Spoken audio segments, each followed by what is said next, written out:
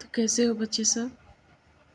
पिछली क्लास हम लोग का हो चुका है जिसमें हम लोगों ने सिजोफ्रेनिया के बारे में पढ़ा था, हमने हेलुसिनेशन के बारे में पढ़ा था, हमारे जितने भी डिल्यूजन थे हमने वो पढ़ा था। चलिए अब आगे की क्लास शुरू करते हैं और हमारा आज शुरू होगा व्यवहारात्मक एवं विकासात्मक विकार। ठीक है, अब देखेंगे कि इसमें क्या कह रहा है कि उपयुक्त विकारों के अलावा कुछ अन्य विकार भी हैं जो विशेषकर बच्चों में होते हैं और यदि उनकी अवहेलना की गई तो वो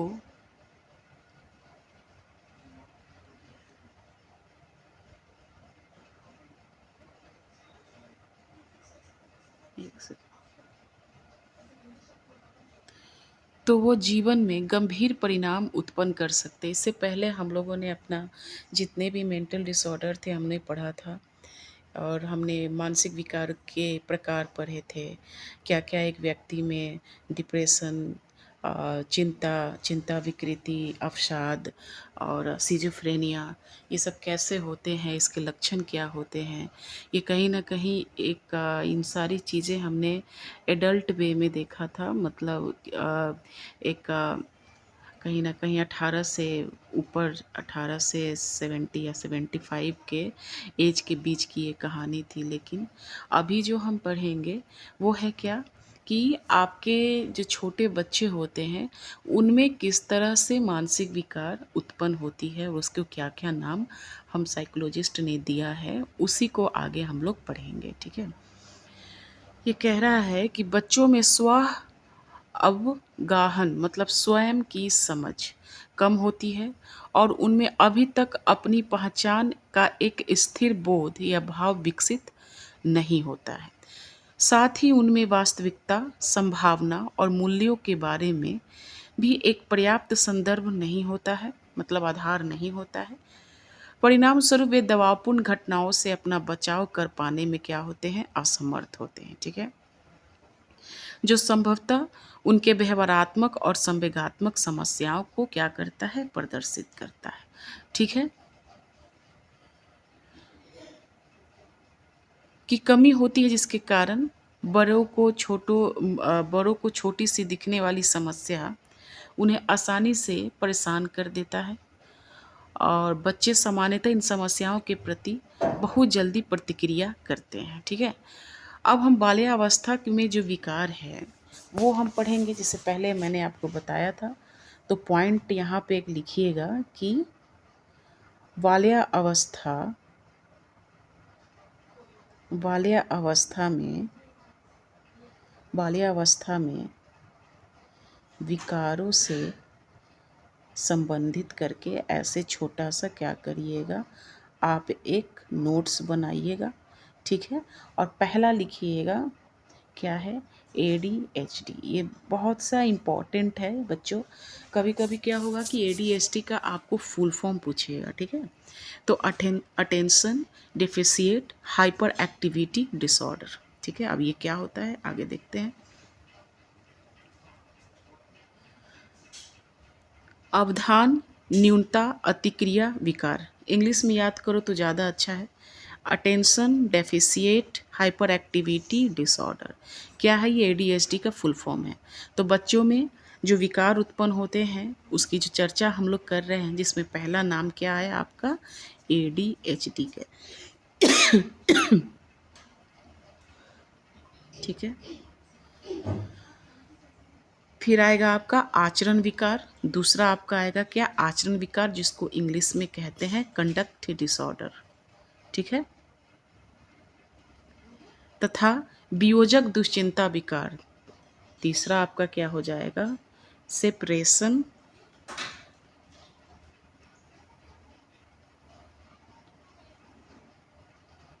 एग्जाइटी डिसऑर्डर। ठीक है, बेहतर हम यहाँ कर देते हैं, आपको यहाँ नाम लिखिए ही, जो पहला आपका हो जाएगा ADHD, दूसरा हो जाएगा आपका कंडक्ट डिसऑर्डर, तीसरा हो जाएगा आपका सेपरेशन एंग्जाइटी डिसऑर्डर। ठीक है, यदि इन विकारों पर ध्यान नहीं दिया गया तो वह आगे चलकर जैसे जैसे बच्चा प्रौढ़ावस्था की ओर बढ़ेगा, मतलब वो अपने कहाँ जाएगा, जो बाल्या अवस्था के बाद जो आपका एक अवस्था होता है उसमें जाएगा, जिसको एडल्टहुड, किशोरावस्था ये सब हम कहते हैं, की ओर बढ़ता है। गंभीर और दीर्घकालिक विकारों को जन्म देता है। गंभीर और दीर्घकालिक मतलब ये कि ये क्रॉनिक हो जाता है, मतलब लंबे समय तक चलते ही रहता है और आगे चलकर आपके पास इसका कोई जवाबदेही नहीं रहता है। बस कहीं ना कहीं जीवन भर आप इन सब चीज़ों से ग्रसित हो ही जाते हैं और उसको लेके चलना पड़ता है। तो ये जो बच्चों की जो मानसिक विकार की हम बात कर रहे हैं वो कहीं ना कहीं इस बच्चे की शुरुआती एज से पता चल जाता है। ठीक है ना, अब उसको आप इग्नोर नहीं कर सकते हैं। अगर इग्नोर आपने किया तो क्या कह रहा है कि ये जब बाल्यावस्था तक और ये प्रौढ़ावस्था तक जाते जाते ये गंभीर और क्या हो जाती है, आपकी दीर्घकालिक हो जाती है। ठीक है, अब देखिए क्या है कि बच्चों के विकास का वर्गीकरण बड़ों के विकारों से भिन्न तरीके से किया गया है। ठीक है, अब देखते हैं क्या है। एचेनबर्ग ने दो प्रकार की पहचान की है, जो है बहिकरण एवं आंतरिकीकरण। ठीक है, ये किसके अनुसार, ये है आपके एचेनबर्ग के अनुसार। ठीक है, इनमें अधिकांश बच्चों की व्यवहारात्मक समस्याएं सम्मिलित हो जाती हैं। बहिकरण विकार जो एक्सटर्नलाइजिंग डिसऑर्डर या अनियंत्रित विकारों में व्यवहार आते हैं, जो अध्ययन जो क्या होते हैं, अधिकांशतः विध्वंसकारी होते हैं, अक्सर आक्रामक और बच्चे के पर्यावरण में जो लोग प्रतिविमुखता वाले होते हैं। ये क्या है आपका, ये है आपका बहिकरण का, जिसमें बच्चा क्या होगा, आपका विध्वंसकारी होगा, मतलब बहुत ही मारपीट करने वाला बच्चा, जो दूसरों को तो चोट पहुंचाता ही है, जैसे कि जानवर को भी अगर वो मारने लगे तो मारता ही रह जाए। ठीक है ना, ऐसे बच्चे क्या कह सकते हैं ना, कि हम कह सकते हैं कि उसके अंदर क्या है, फीलिंग्स नहीं है। अभी अगर किसी बच्चे को आप सिखा रहे हो कि बेटा उसको हम मारेंगे तो उसको चोट लगती है, तो कहीं ना कहीं बच्चे क्या होते हैं ना, कि बड़े होने तक आपके अंदर इमोशन आने लगते हैं।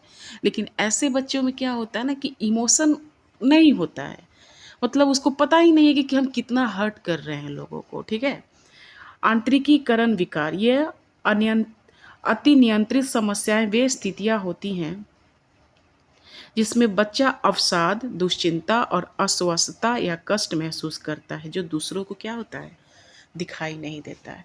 वहीकरण में क्या हुआ कि बच्चा बड़ी उत्पादी है, वो कहीं ना कहीं दिन रात वो खाली झगड़ा कर रहा है, सोफ़ा पे कूद रहा है, ज़मीन पे लोट लोट के मतलब रो रहा है, बड़े आ रहे हैं उसकी कोई वैल्यू नहीं कर रहा, जानवर पे खूब वो ईंटा मार रहा है।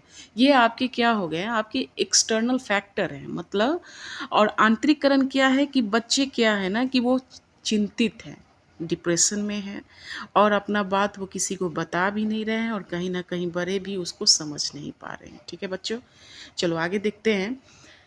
ऐसे कई विकार हैं जिसमें बच्चे विध्वंसकारी या बाह्य व्यवहार प्रदर्शित करते हैं। अब हम तीन प्रमुख विकारों पर प्रकाश डालेंगे। ठीक है, जो पहला है आपका अवधान न्यूनता अतिक्रिया, जो मैंने पहले ही आपको बता दिया था क्या है, ADHD। ठीक है, दूसरा आपका क्या था, विरोधक अवज्ञाकारी विकार, और एक आचरण विकार, जो पहले भी हमें आपको अभी हम देखेंगे। अवधान न्यूनता अतिक्रिया विकार के दो प्रमुख लक्षण हैं, किसके, ADHD के, किसके, ADHD के। याद करो कि बच्चों में विकार उत्पन्न हुए थे, उसमें पहले हमारा क्या था, ADHD था, हमने लिखवाया था आपको पॉइंट देकर। उस पॉइंट में सबसे पहले हम आएंगे किस पे, ADHD पे। ठीक है, देखिए, अनअवधान, इन अटेंशन एवं अति क्रियाशीलता, मतलब हाइपर एक्टिविटी एंड इम्पल्सिविटी। ठीक है, अब देखिए ये क्या है, जो बच्चे अन्य मनस्क मतलब इन अटेंटिव होते हैं, वे काम का खेल काम या खेल के समय मानसिक प्रयास को देर तक बनाए नहीं रख पाते हैं, ठीक है। उनमें अपना ध्यान केवल एक वस्तु पर लगने में या अनुदेशों का पालन करने में बड़ी कठिनाई होती है, समझ रहे हैं।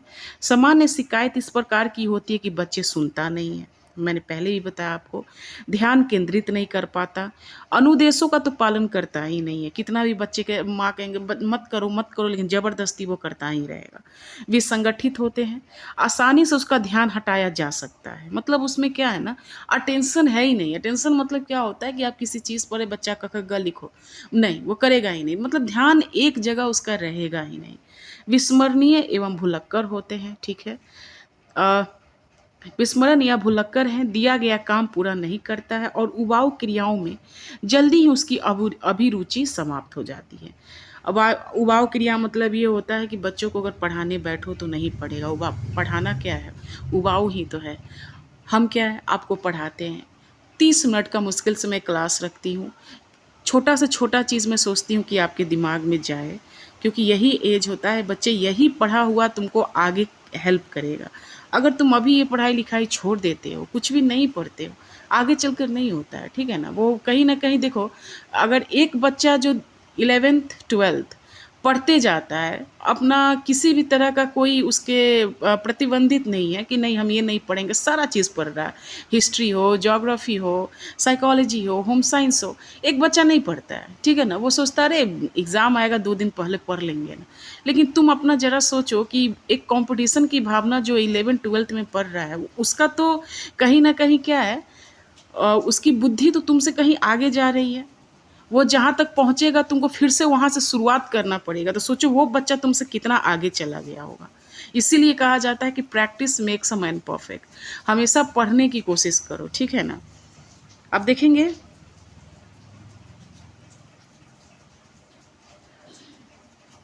उबाऊ क्रियाओं को क्या करेगा, अभिरुचि उसमें समाप्त हो जाती है। जो बच्चे आवेगशील होते हैं वो अपने तत्कालिक प्रतिक्रियाओं पर नियंत्रित नहीं कर पाते हैं, काम करने से पहले सोचते नहीं हैं, गुड।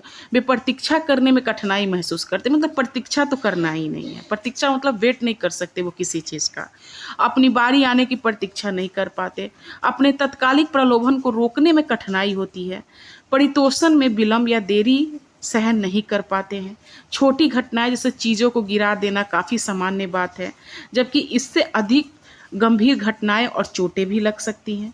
ये तो था हमारा किस चीज़ का, इम्पल्सिव का। अब अतिक्रियता मतलब हाइपर एक्टिविटी में देखेंगे क्या है। हाइपर एक्टिविटी में भी कई रूप होते हैं। एडीएचडी वाले बच्चे हमेशा कुछ ना कुछ करते रहते हैं, एक पाठ के समय स्थिर या शांत बैठे रहना उनके लिए बहुत कठिन होता है।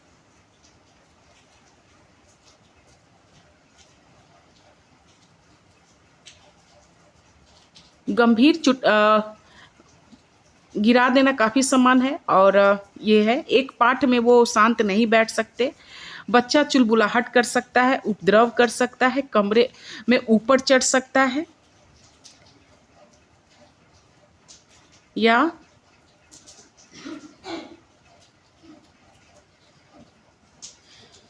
कमरे में निरुद्देश्य से, एक सेकेंड कहाँ गया, कमरे में निरुद्देश्य निरुद्देश्य दौड़ सकता है।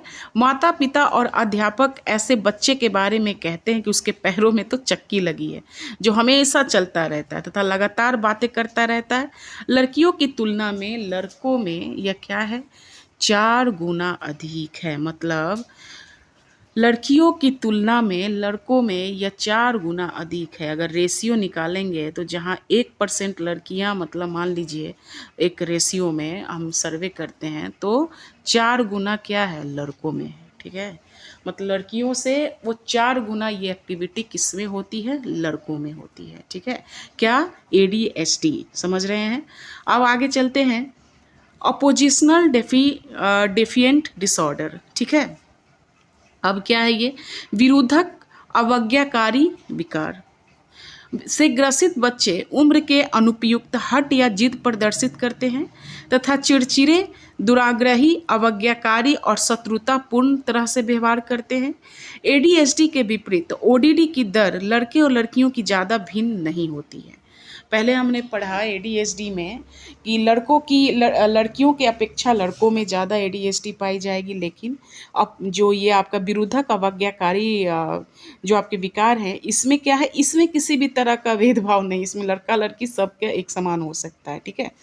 शत्रुतापूर्ण और लड़कियों से ज़्यादा भिन्न नहीं होती हैं। कंडक्ट डिसऑर्डर तथा एंटी सोशल बिहेवियर, मतलब कंडक्ट डिसऑर्डर आचरण विकार और आपके समाज विरोधी व्यवहार, ठीक है, जो एंटी सोशल उन व्यवहारों और अभिवृत्तियों के लिए प्रयुक्त होते हैं जो उम्र के उपयुक्त नहीं होते हैं तथा जो परिवार की प्रत्याशाओं, सामाजिक मानकों और दूसरों के व्यक्तिगत या स्वत्व अधिकारों का उल्लंघन करने वाले होते हैं, ठीक है।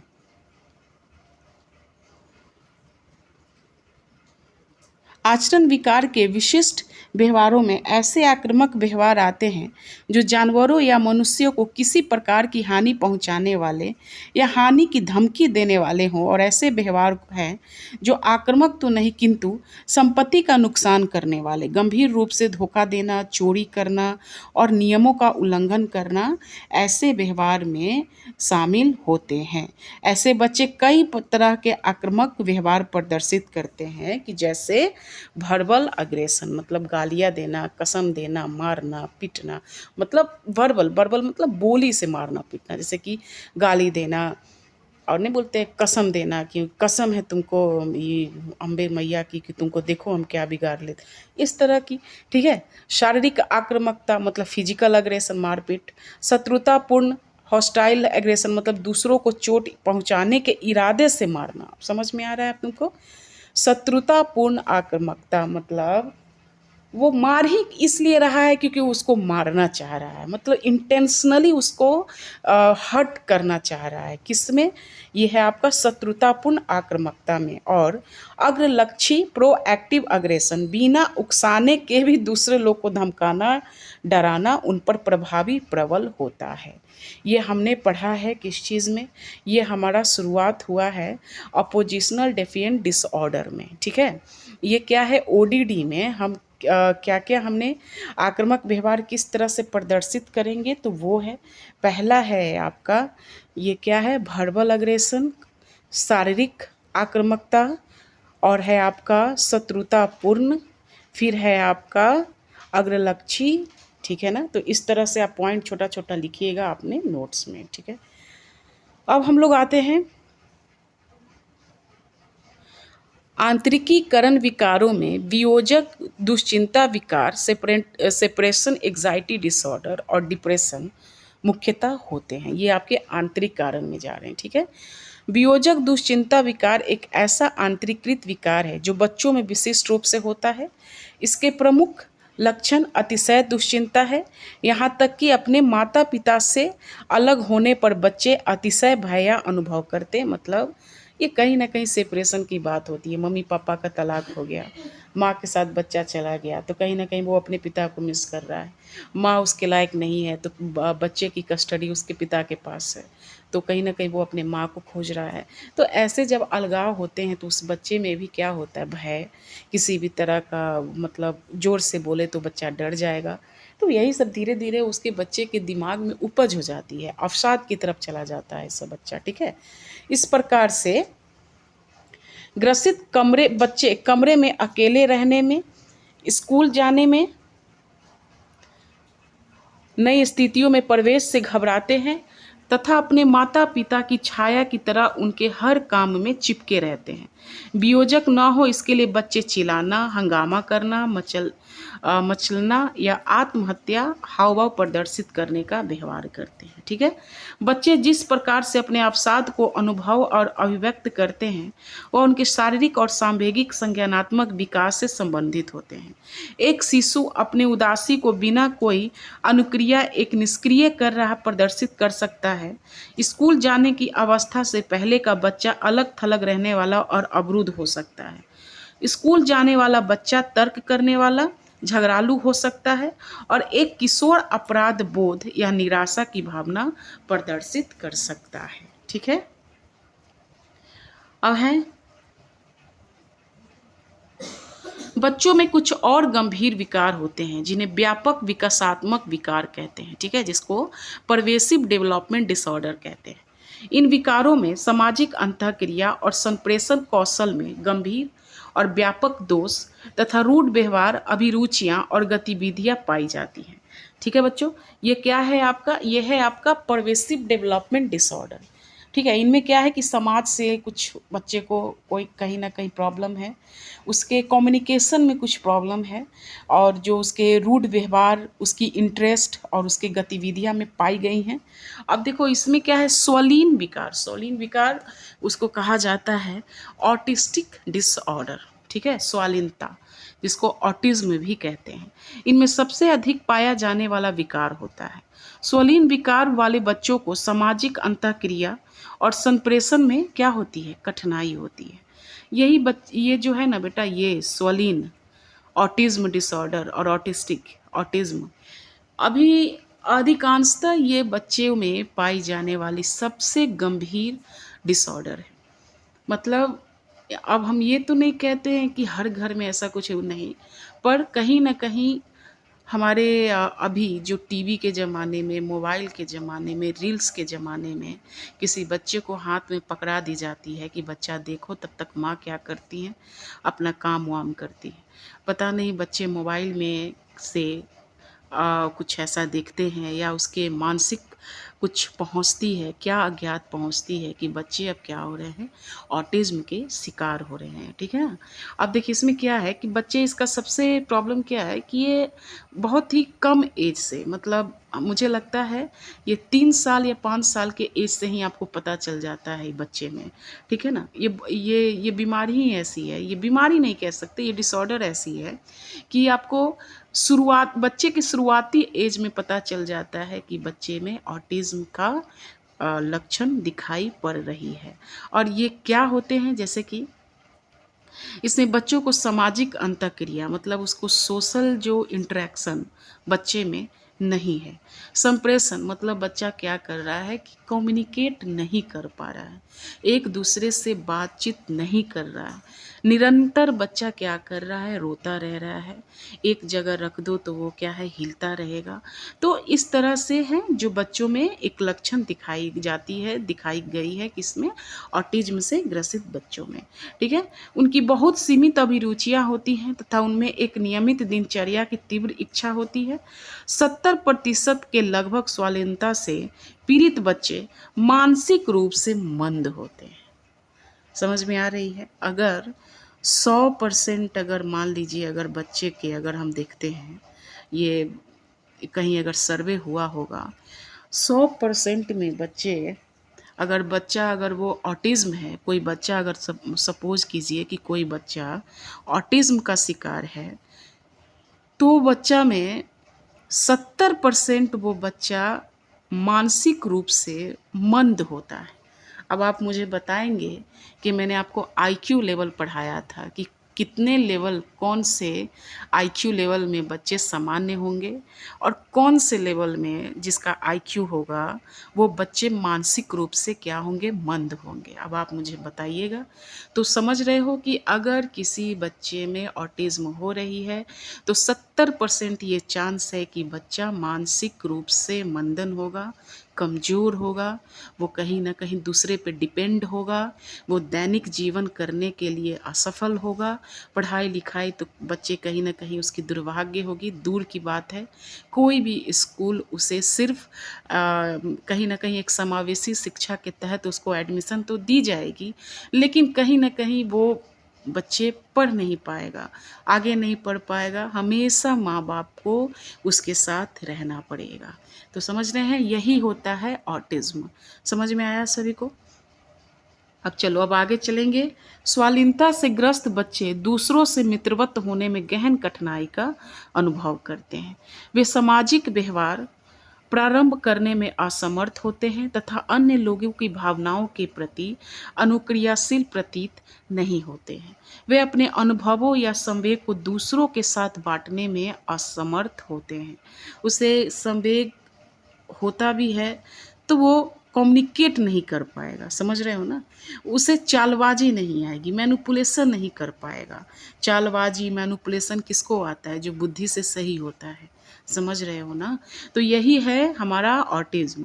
वे संप्रेषण और भाषा की गंभीर असमानताएं प्रदर्शित करता है जो काफ़ी समय तक बनी रहती है। बहुत से स्वालीन बच्चे भी वाक मतलब बोली का विकास नहीं कर पाते हैं, ठीक है। और जो कर भी पाते हैं उनका वाक प्रतिरोध पुनरावृत्ति मतलब रिपीटेशन होता है। नहीं नहीं नहीं नहीं, जाऊंगा जाऊंगा जाऊंगा, ऐसे करके वो क्या करता है, एक ही बात को बार बार बोलता है रिपीटेड मोड में, जैसे कि नहीं खाऊंगा नहीं खाऊंगा, नहीं जाऊंगा नहीं जाऊंगा। तो ऐसे करके वो बच्चे बोलते हैं, ठीक ना। एक तो क्या है, पहले आपका एनसीईआरटी क्या कह रहा है कि बच्चों में वाक विकास नहीं होता है। दूसरा कहता है कि अगर होता भी है तो बच्चे रिपीटेड मोड में बात करता है, ठीक है। स्वालीनता से पीड़ित बच्चे बहुत सीमित अभिरुचियां प्रदर्शित करते हैं और इनके व्यवहार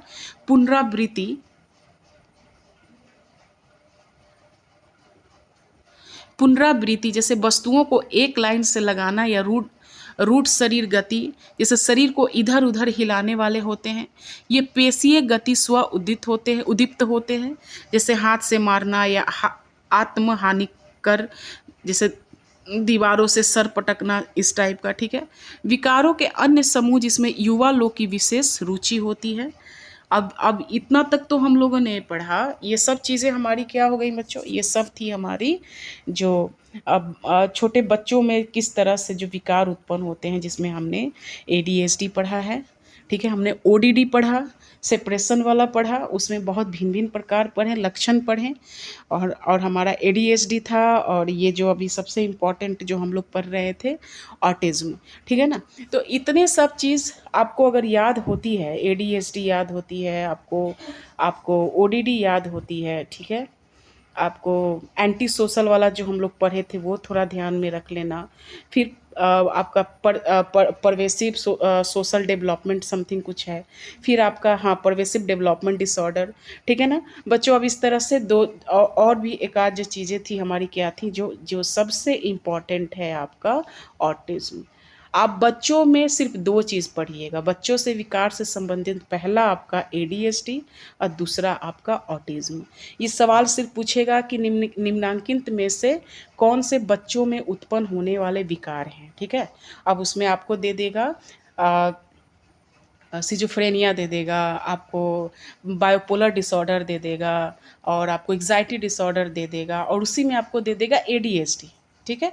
एडीएचडी ना करके ऑटिज्म दे दिया तो जाहिर सी बात है आप ऑटिज्म करना, नहीं तो एडीएचडी करना, ठीक है। तो इस तरह से क्वेश्चन को टैकल की जाती है, ठीक है।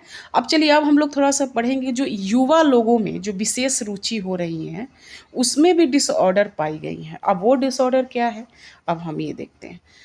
अब ये दे रहा है कि भोजन विकार संबंधित मतलब ईटिंग डिसऑर्डर, कभी पढ़ा था कि खाने से संबंधित भी कोई विकार होता है। पढ़ते हैं आगे क्या है। इसमें क्षुधा अभाव और इसमें क्या लिखा है, क्षुद्दिश्यता तथा अनियंत्रित भोजन शामिल है। बाप रे क्या है ये, सबसे आगे हम लोग पढ़ेंगे। ये क्षुधा अभाव है जिसको कहा जाता है एनोरेक्सिया नर्वोसा। क्या पढ़ा हमने, सिंपल सा हिंदी एकदम भूल जाओ इसमें, क्योंकि हिंदी सही में इसका बहुत टफ है, पढ़ने की जरूरत नहीं है। सीधे भोजन विकार से संबंधित दो डिसऑर्डर हम पढ़ेंगे। पहला एनोरेक्सिया डिसऑर्डर, एनोरेक्सिया नर्वोसा, और दूसरा बुलिमिया नर्वोसा। रिपीटेड करके बोलते रहना, एनोरेक्सिया नर्वोसा और दूसरा है आपका बुलिमिया नर्वोसा। अब देखिए, जो व्यक्ति अपने शरीर प्रतिमा के बारे में गलत धारणा होती है जिसके कारण वह अपने को अधिक वजन वाला समझता है, अक्सर खाने को क्या करेगा, मना करेगा। अधिक व्यायाम बाध्यता का होना तथा साधारण आत्मों को विकसित करना, आदतों को, और दूसरों के सामने न खाना, इनमें से व्यक्ति काफ़ी मात्रा में वजन घटा सकता है और मृत्यु की स्थिति तक अपने को भूखा रख सकता है। इसमें बस एक ये कहता है कि हमको पतला होना है भैया, और पतला होना के लिए हम खाना ही नहीं खाएंगे, बस ऐसा उसके अंदर पतला होने का चीज़ है कि सोचता है कि हम खाएँगे हम मोटा हो जाएँगे।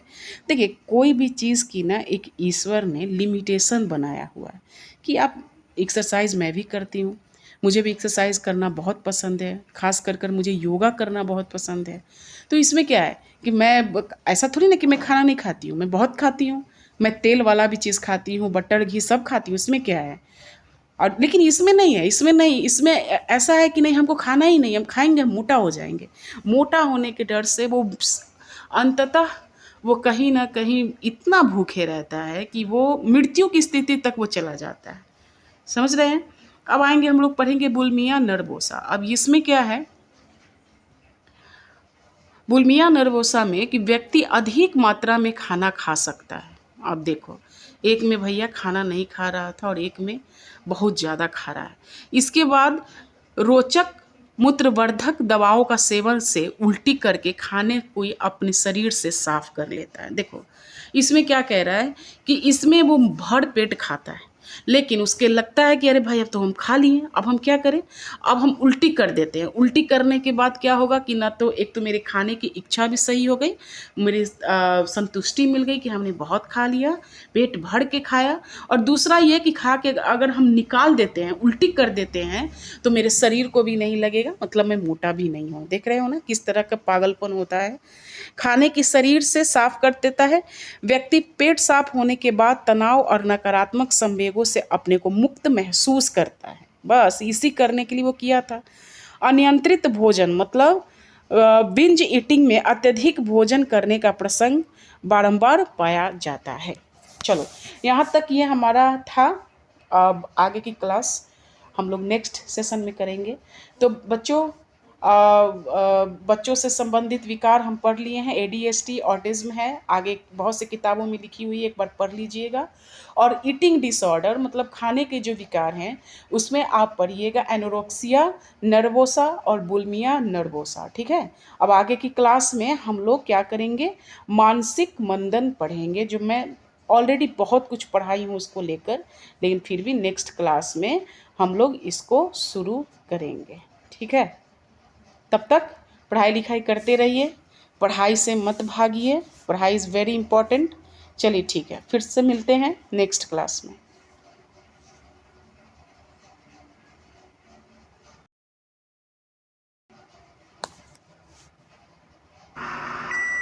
खाना माइक्रोवेव करने से